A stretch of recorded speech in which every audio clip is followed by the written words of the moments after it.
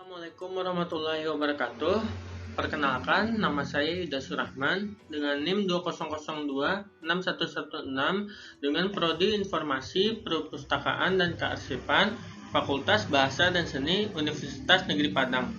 Baiklah, di video kali ini saya ingin menjelaskan atau membahas mengenai materi 11 dan materi 16 dari mata kuliah preservasi dan konservasi untuk melengkapi pengganti ujian akhir semester saya pada semester 4 ini. Maka dari itu, saya akan langsung saja membahas mengenai presentasi saya terhadap materi 11 dan materi 16 dari mata kuliah preservasi dan konservasi. Baiklah, langsung saja kita mulai. Yang pertama yaitu materi 11 mengenai perbaikan bahan pustaka dan restorasi. Namun sebelum itu, apa sih itu restorasi bahan pustaka? Restorasi bahan pustaka merupakan suatu perbaikan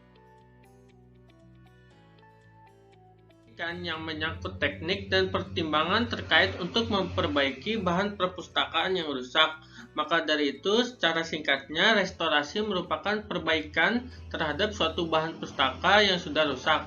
Dengan itu, kita dapat mengetahui bagaimana cara atau langkah dalam memperbaiki suatu bahan pustaka yang telah rusak. Dalam restorasi yang akan kita bahas kali ini, dalam kaitan bahan pustaka, ada 3 teknik yang akan saya bahas, yaitu yang pertama itu menambal. Menambal pada bagian ini yaitu menutup bagian yang berlubang dapat dilakukan dengan kertas Jepang dan perekat kanji. Menambal juga dapat dilakukan dengan bubur kertas atau pulp yang menggunakan kertas tisu yang berperekat. Seperti contoh berikut.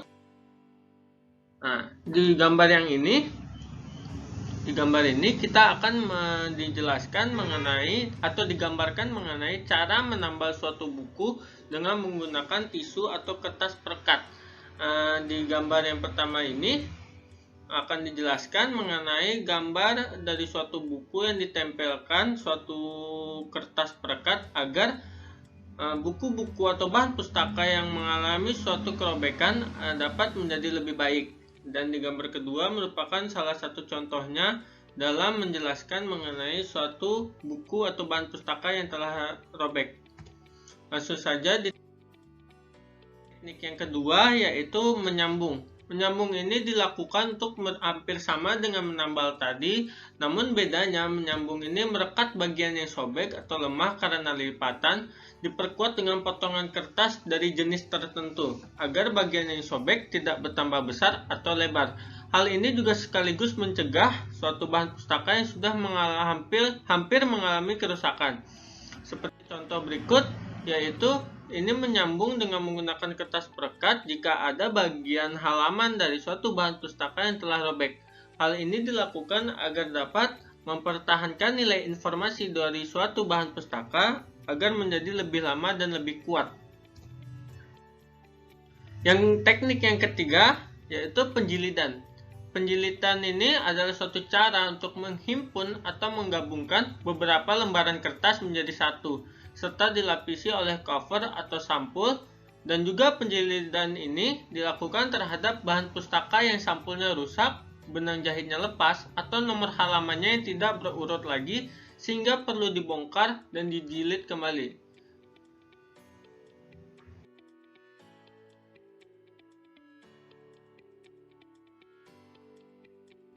Penjilidan dilakukan terhadap bahan pustaka yang sampulnya rusak, benang jahitnya lepas, ataupun nomor halamannya tidak berurut lagi sehingga perlu dibongkar dan dijilid kembali. Tetapi sebelum melakukan penjilidan, perlu dipikirkan terlebih dahulu bahan-bahan, biaya, dan tenaga penjilidan sama dengan biaya pembelian dengan judul yang sama, maka lebih baik membeli bahan pustaka. Maksudnya di sini, penjilidan dilakukan jika suatu bahan pustaka memiliki nilai informasi yang sangat tinggi dan memiliki nilai harga yang sangat tinggi, maka penjilidan dapat dilakukan dikarenakan penjilidan juga suatu cara yang terbilang cukup murah untuk melakukan pencegahan kerusakan bahan pustaka. Maka dari itu, pencegahan kerusakan bahan pustaka ini dilakukan dengan melakukan penjilidan seperti contoh di gambar ini, yaitu sebuah kumpulan dokumen yang dilakukan diberikan sebuah cover atau sampul agar sebuah dokumen itu tidak berserakan, tidak berantakan, dan dapat teratur dengan baik dan terhindar dari penyakit. Baiklah, cukup sekian dari materi 11. Langsung saja kita ke materi 16 mengenai perawatan dan penyiangan bahan pustaka. Sebelum kita membahas materi 16 ini mengenai perawatan dan penyiangan bahan pustaka, apa-apa saja hal-hal atau aspek-aspek yang perlu kita ketahui dari perawatan dan penyiangan bahan pustaka? Aspek-aspek perawatan dan penyiangan bahan pustaka, kita harus mengetahui mengenai bagaimana caranya, definisinya, fungsi, tujuan, hingga manfaat yang ada dari perawatan dan penyiangan bahan pustaka. Langsung saja definisi dari perawatan bahan pustaka. Perawatan bahan pustaka merupakan cara menjaga agar bahan pustaka tidak cepat mengalami kerusakan, awet, dan dapat digunakan lebih lama. Dari sini kita mengetahui perawatan bahan pustaka ini merupakan salah satu cara dalam menjaga bahan pustaka supaya dapat memiliki keawetan dari bentuk fisik hingga kita dapat menggunakan nilai informasi yang dari dalam bahan pustaka itu menjadi lebih lama dan tidak cepat mengalami kerusakan.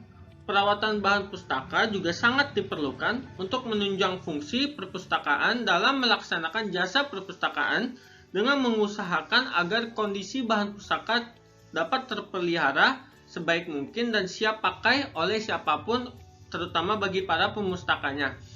Perawatan bahan pustaka ini dapat mencegah segala macam kerusakan bahan pustaka, namun bisa saja kerusakan tetap terjadi namun bisa diiringi dengan pengobatan bahan pustaka. Penyiangan bahan pustaka. Penyiangan merupakan suatu tindakan mengeluarkan atau menarik bahan perpustakaan dari seleksi. Penyiangan ini perlu dilakukan agar sebuah koleksi perpustakaan tidak bertumpuk-tumpuk dan dapat mengeluarkan koleksi dari susunan rak karena tidak diminati atau terlalu banyak eksemplarnya. Maksudnya di sini, penyiangan bahan pustaka ini dilakukan agar menyeleksi bahan pustaka mana saja yang benar-benar sering dipakai dan juga yang jarang dipakai oleh para pemustaka. Ini dilakukan agar dapat menyeleksi bahan pustaka yang jarang dipakai tersebut agar disimpan lebih rapi yang kemudian hari mungkin saja bisa dipakai lagi. Maka dari itu, koleksi itu tidak relevan lagi terhadap pemenuhan kebutuhan informasi para pemustakanya. Dengan adanya hal penyiangan bahan pustaka ini, koleksi bahan pustaka dapat awet dengan tidak mengeluarkan banyaknya koleksi perpustakaan yang belum tentu semuanya dapat dipakai oleh semua pemustaka. Baiklah, langsung saja kita ke tujuan penyiangan bahan pustaka. Menurut Ken Retno di tahun 2010 menyatakan bahwa tujuan dilakukannya penyiangan ini yaitu yang pertama yaitu menyelamatkan nilai informasi suatu dokumen. Maksudnya menyelamatkan nilai informasi suatu dokumen yaitu menyimpan segala macam koleksi bahan perpustakaan dalam bentuk penggunaannya. Jika suatu penggunaan dari bahan perpustakaan jarang dipakai, maka kita dapat menyelamatkan nilai informasi tersebut yang mungkin saja bisa dipakai di kemudian hari. Tujuan yang kedua yaitu menyelamatkan fisik dari suatu dokumen.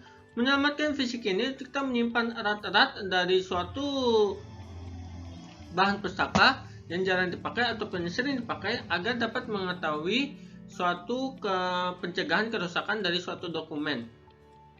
Tujuan yang ketiga yaitu mengatasi kendala ruangan yang kecil atau sempit agar memperoleh tambahan tempat. Maksudnya di sini bahan pustaka yang tidak sering dipakai atau yang jarang dipakai ini kita simpan di suatu ruangan yang lain agar ruangan yang sering dipakai oleh para pemustaka dapat lebih leluasa dalam mengetahui segala macam jenis bahan pustaka yang mungkin saja dapat diketahui oleh bagi para semua pemustaka.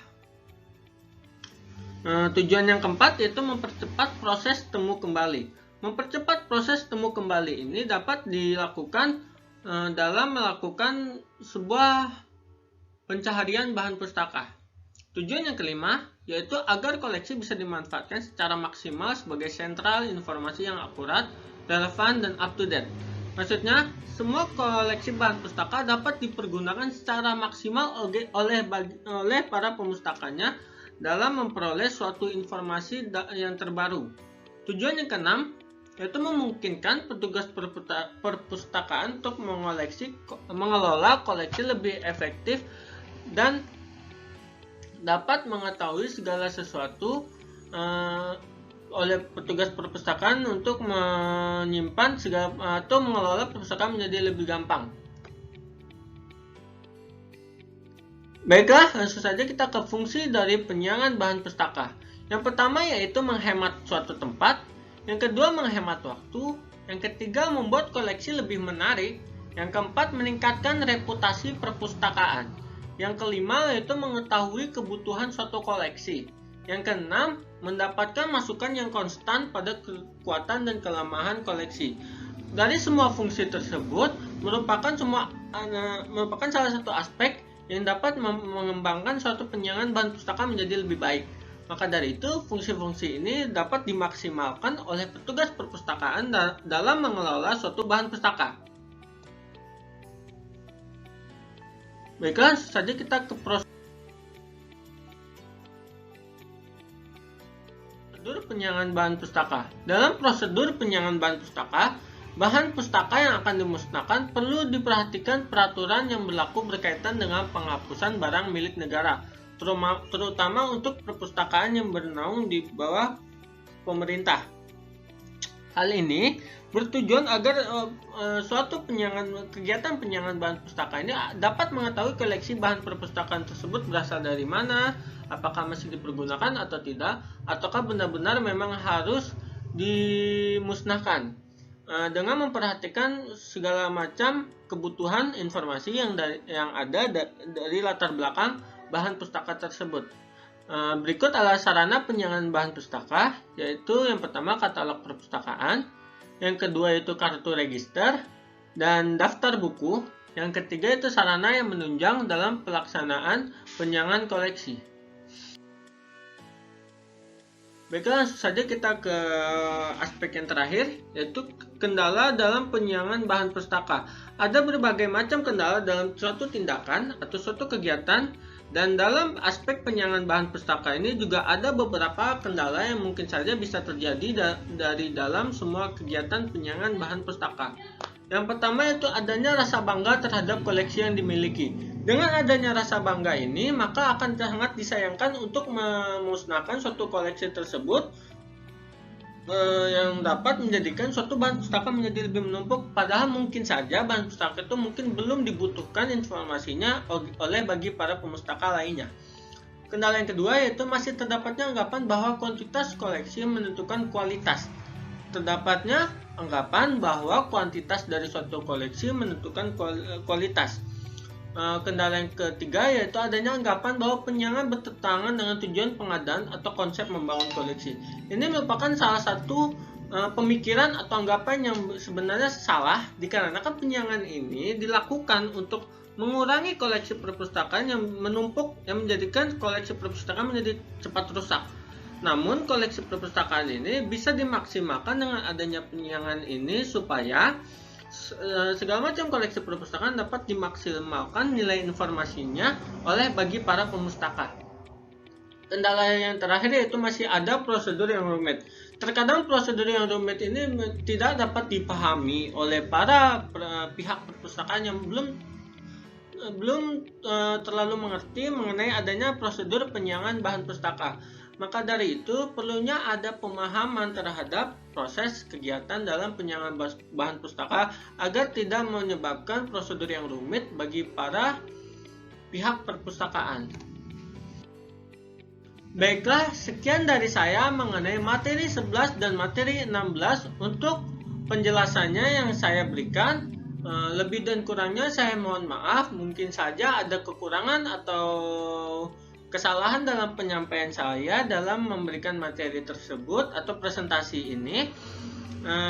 Tujuan dari video ini untuk memberikan wawasan terhadap perawatan dan penyiapan bahan pustaka dan juga cara perbaikan atau perawatan restorasi dari bahan pustaka. Maka dari itu, jika ada kesalahan atau kehilafan saya dalam berkata atau dalam kesalahan saya dalam menyampaikan, mohon maaf. Saya Yuda Surahman dengan NIM 2026116 mengundurkan diri. Wassalamualaikum warahmatullahi wabarakatuh. Assalamualaikum warahmatullahi wabarakatuh. Baiklah, di lanjutan ini saya ingin menjelaskan atau menggambarkan suatu contoh preservasi dan konservasi di suatu perpustakaan. Dalam suatu kegiatan preservasi dan konservasi di perpustakaan berguna untuk merawat, mencegah atau mengobati suatu kerusakan pada bahan pustaka. Dan pada contoh kali ini saya ingin memberikan penggambaran atau menjelaskan dua gambaran contoh preservasi dan konservasi di sebuah perpustakaan terhadap bahan pustaka. Yang pertama yaitu kegiatan penjilitan. Penjilitan ini pernah saya jelaskan dalam video saya sebelumnya, yaitu menjilid suatu rangkaian dokumen-dokumen atau suatu dokumen yang berguna untuk memberikan suatu gambaran atau menyajikan rangkaian dokumen tersebut menjadi lebih rapi dan lebih jelas terhadap kerusakan bahan pustaka yang mungkin saja dapat menyerang dari sampulnya atau isi dari bahan pustaka tersebut. Dengan adanya penjilidan ini, maka suatu bahan perpustakaan akan menjadi lebih rapi dan menjadi lebih teratur terhadap penggunaan atau penggunaan dari nilai informasi dari bahan pustaka tersebut. Dan yang kedua yaitu teknik laminasi. Kegiatan teknik laminasi ini dicontohkan terhadap suatu dokumen yang memiliki nilai informasi yang sangat kuat dan juga bisa dilakukan terhadap suatu arsip. Maka dari itu, teknik laminasi ini sangat berguna tidak hanya di sebuah perpustakaan, namun di sebuah instansi lainnya yang memiliki arsip-arsip atau dokumen-dokumen yang sangat penting ke nilai informasi di dalamnya. Ini dapat menjadikan informasi tersebut dapat tahan dari cuaca apapun seperti air, panas, ataupun debu atau bakteri atau virus yang lainnya. Maka dari itu, kegiatan laminasi ini merupakan kegiatan preservasi dan konservasi yang sangat berguna bagi suatu perpustakaan. Maka dari itu, dua teknik atau dua contoh gambaran mengenai laminasi dan juga penjilidan ini sangat dianjurkan dalam kegiatan preservasi dan konservasi di sebuah perpustakaan terhadap bahan pustaka yang ada. Maka dari itu saya sangat menganjurkannya. Baiklah, sekian dari saya dan video mengenai ujian akhir semester dari mata kuliah preservasi dan konservasi ini. Saya pamit undur diri, mohon maaf bila ada kesalahan. Wassalamualaikum warahmatullahi wabarakatuh.